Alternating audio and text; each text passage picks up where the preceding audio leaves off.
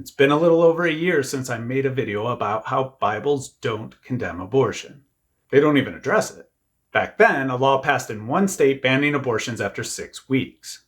Now the Supreme Court has overturned Roe v. Wade in the Dobbs v. Jackson Women's Health decision, and abortion quickly became illegal or severely restricted in a dozen states. Anti-abortion politicians had to start claiming it's not really an abortion when a small child gets one, because forcing a 10-year-old to carry her rapist baby looks bad for your brand.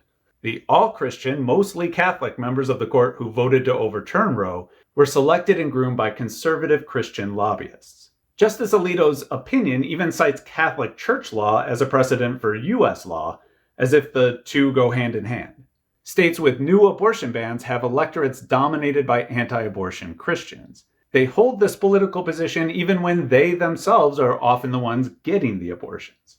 Because Bibles don't address abortion, Christians have to get creative to read abortion into their Bibles. Well, it turns out I missed the case. That's worth taking a closer look at because it highlights how some Christians are willing to make up facts to support their anti-abortion arguments. Back when I was prepping a video on anti-gay readings of Leviticus, I came across a story that was meant to explain a law that reads, "And your descendants will not pass through Moloch, and you will not profane your God's name. I am Yahweh." Now, Yahweh is the God of the Hebrew Bible, although the name is often translated non-literally as the Lord. At first glance, it's not quite clear what it means to pass through Moloch, or why it would profane Yahweh's name of all things, but these preachers have some pretty definite ideas with a very specific shared application. Thou shalt not let any of thy seed pass through the fire to Moloch, neither shalt thou profane the name of thy God. I am the Lord. Moloch was the god of prosperity. Power to conceive even more offspring, both for your herds and your flocks, which might give you more in the way of money. Prosperity. Molech, the god of pleasure. Molech was an iron statue, cast iron, typically between 4 to 6 feet tall. It had a hollowed out belly area. It was portrayed as being fat. He was a big fat god. But it was simply, think of a chimney. Do you know what a chimney is? It was sort of like a cast iron idol chimney. They made idols of Moloch about 5 feet high of cast iron with a hollow belly. They put fire in the belly of Moloch. We still have that phrase today. Hey, that guy's got fire in his belly. It comes from this old Moloch deal. And in his big fat belly, it was a fire pit. And you would stoke the fire, and the fire would get the metal really hot. And when the arms on the image of Molech became incandescent and glowing, Moloch had fire in his belly. His body was cast iron, became incandescent, red hot. And on his hands were basically like the shape of a pan. And when they would get red hot, then people would take their babies and they would put their babies on the red hot hands of Molech. Placed on the red hot incandescent arms of the god Molech. And then mothers would line up and place their newborn babies on his arms and watch them sizzle. Ancient sources, which don't go all the way back to this time period, but time period thereafter, refer to the use of drums and chants to drown out the horrific sound of the infants who are dying an agonizing death. And the drumming was to drown out the cries of the mothers that were laying their babies in the arms and not wanting to hear then the cries of those kids sizzling to death. Now, I'm going to tell you that that's a modern day equivalent to what we see in abortion. There's a modern practice that is acceptable in this country called abortion. Now, babies aren't burned upon the red hot arms of Molech, but they're burned with saline in the womb of their mothers. 1.5 million each year are burned. Oh, not on the arms of an idol, but with the saline solution in the womb because of prosperity. America now turns to the most pagan of acts, the offering up of its own children. Which raises the question, what the now? Because as far as I can tell, very little of that is based on historical, archaeological, or even biblical evidence. It's a made-up fantasy about killing babies they use to condemn abortion. So let's ask some critical questions in this episode of Sounds Like BS, Moloch worship and abortion. There are two separate elements here. First, the story they tell makes factual claims that Israelites worshipped a certain god in a certain way. That story is either verifiable or it's not. Second, they apply the story to an issue they care about, abortion. Now, their application isn't falsifiable. It basically either works rhetorically or it doesn't. We can approach that sort of rhetorical, or they would probably say theological, application on its own terms. But it works, at least in part, by making specific factual claims. We need to address both issues, the facts such as they are, and the application. So first, let's look at the factual claims they make about ancient Moloch worship. Well, what do Bibles say? To be fair, the story isn't completely made up. Moloch worship is very briefly condemned in a few biblical passages, but we don't get much out of them. From the Hebrew Bible, we could gather that Moloch is associated with the neighboring Ammonites, but the ritual seems to take place in Gehenna. Somehow this involves giving one's offspring to Moloch, with one passage saying specifically they pass through fire as an offering. And that's almost it. Not a single chimenea or baby in sight. As we'll see, there are other ways to understand passing through fire. Burning people alive isn't the only option, not even a likely one. And we should also point out that whatever it means, offering your descendants doesn't mean offering babies or even children. Sons and daughters, grow up. What seems to be important is that they're your descendants, your seed, not that they can't walk yet. It also looks like there's some association with death in Moloch worship, beyond just the possibility of human sacrifice. The prophet Isaiah mentions sending messengers down to Sheol, a sort of ancient Israelite afterlife. And Leviticus mentions mediums right after Moloch, which may suggest an association with communicating with the dead. Oh, and remember, Leviticus also claims that worshiping Moloch defiles the god Yahweh's sanctuary, which isn't in Ammon or Gehenna, and somehow profanes Yahweh's name, which is weird. We'll come back to that. And that's it in the Bible. No ovens, no babies, no god of wealth or whatever. Some people offered their descendants to Moloch, which somehow involved fire. Okay. So maybe the rest comes from outside of the Bible. So what does scholarship say about Moloch? After hearing these stories, I assumed I'd find dozens of peer-reviewed articles about chimeneas and archaeological finds and displays in museums, but I couldn't find them. Scholars are actually very reluctant to say anything definite about Moloch. There's just too little direct evidence. With so little information, they have to resort to comparisons with other nearby cultures to see if anything fits. It's not ideal, but it's what they have. At some places, the grammar around Moloch reads like it could refer to the ritual rather than the object of veneration, the god. If it refers to the ritual, then we might compare Carthaginian sacrifices called by the similar term Molech, which were burnt offerings. And there's evidence that the Carthaginian ritual could involve human sacrifice. But some biblical passages really seem to point to the recipient of the offering, not to the ritual itself. So then, who's Moloch? One difficulty is that without the phonetic symbols added centuries later by the rabbis, the name Moloch is indistinguishable from the noun melech, or king. Were people offering their children to a king? Maybe only putting their children into the king's service. And if so, was he a foreign king or a hometown boy, an Israelite king? The ritual is supported by King Solomon and does take place very close to the capital in Jerusalem, after all, so we could go either way depending on how we date the texts. Even if we read the term as king, though, Moloch could still be a god. Nearby cultures had a similarly named god, Molech, a god of the underworld, so it's possible that Moloch was worshipped in Israel as the ruler of the underworld. But that just opens a whole new can of worms. Like, was he an Ammonite god, so a foreign god? Or was he an Israelite god, sort of Hades the Yahweh Zeus? We think of Israelites as strictly monotheistic, that is, worshiping one god because they believed only one god existed. But historically, they just generally moved in that direction over time. There are signs that early on, most Israelites normatively worshipped many gods like everyone else. It's possible that Moloch was worshipped as king of the underworld alongside the sky god Yahweh by polytheistic traditionalists. In this case, the newfangled monolators could have forbidden worship of the second god and vilified the Melech of the underworld while distorting his name to Molech.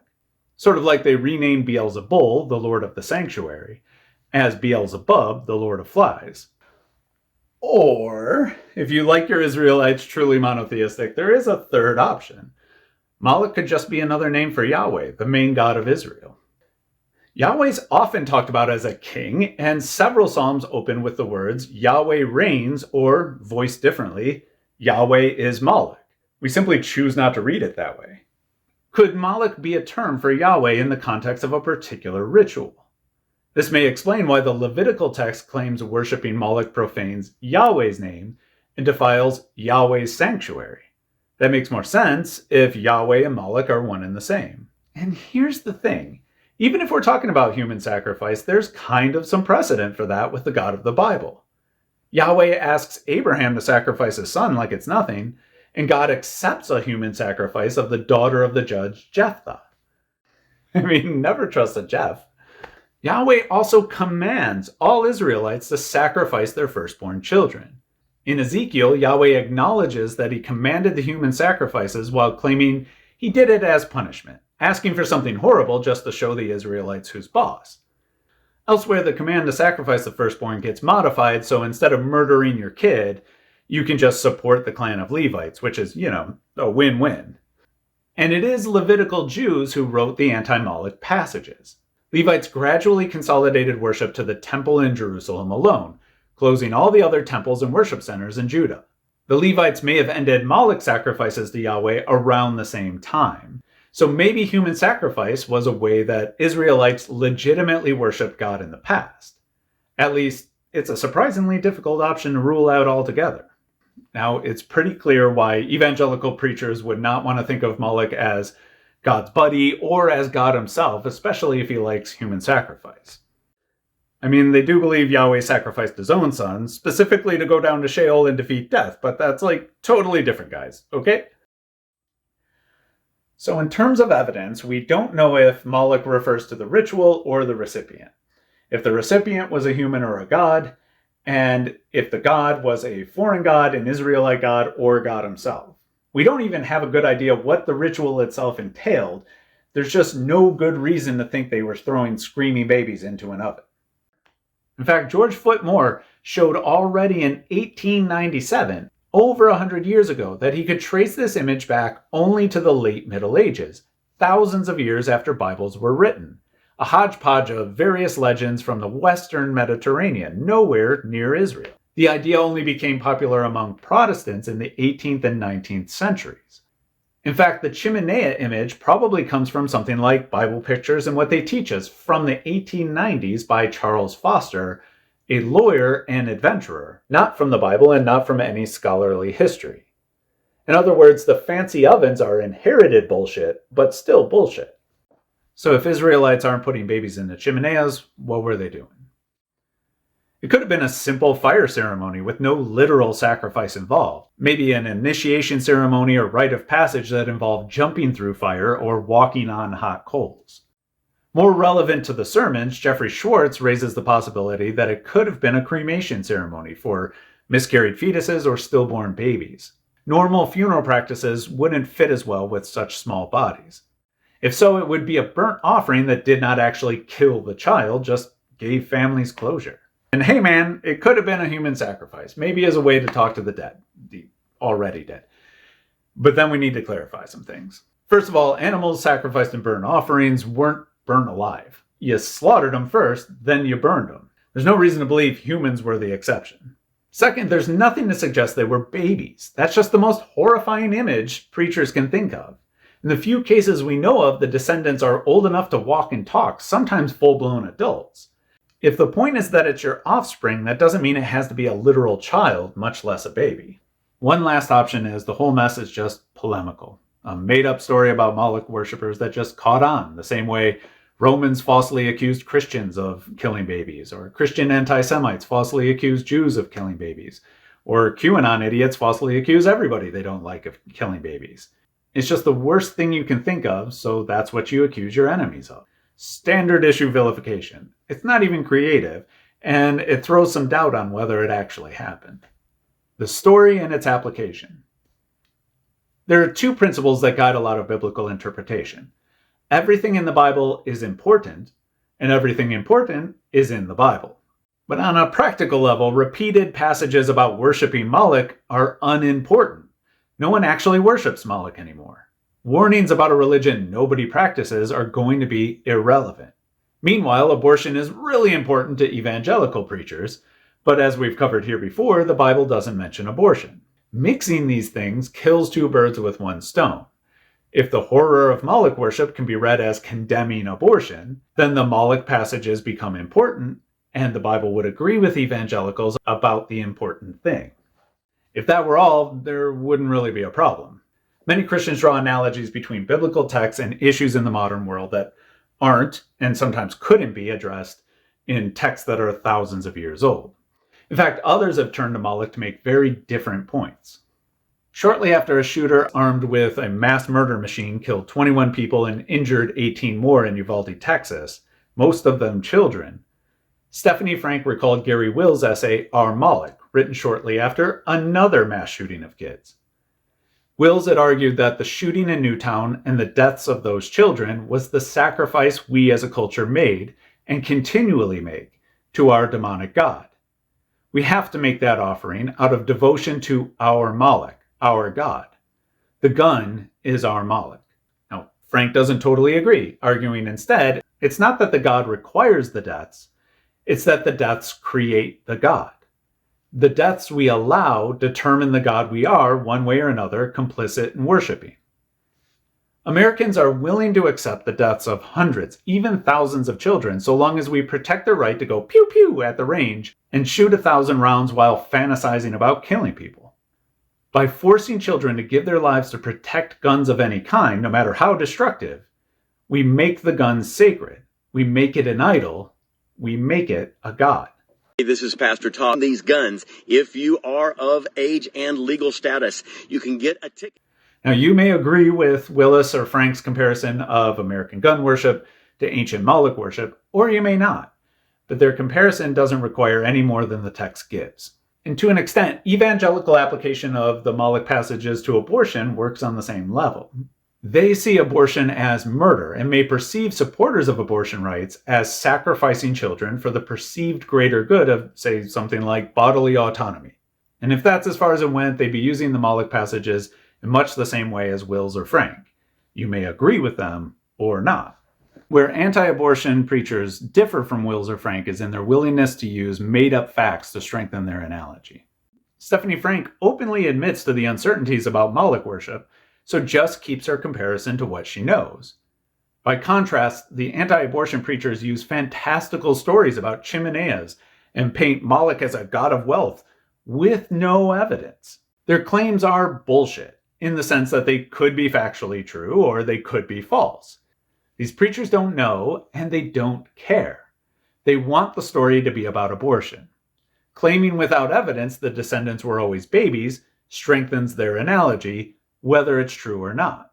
Anti-abortionists portray the women who get abortions as greedy and shallow for having concerns like how they'll pay for food or housing. You know, incidentals. Claiming without evidence that Moloch was a god of wealth strengthens their analogy, whether it's true or not. It shows a willingness to create facts that fit their worldview if none are available.